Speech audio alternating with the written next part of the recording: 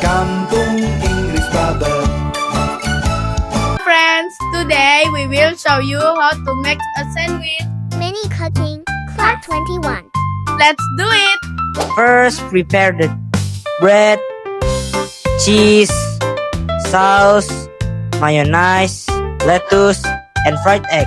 Next, the tool is there's knife, spoon, and plate. Step 1. Put on slice of bread on a plate. And spread mayonnaise and salt on bread with spoon.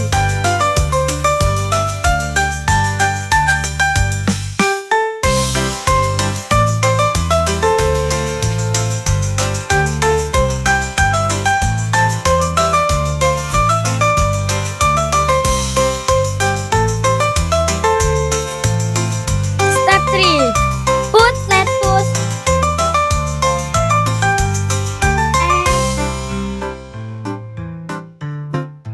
and cheese on the bread.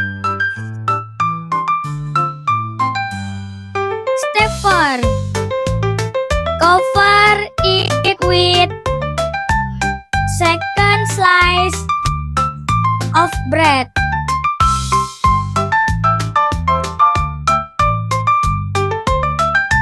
And cut it into triangle.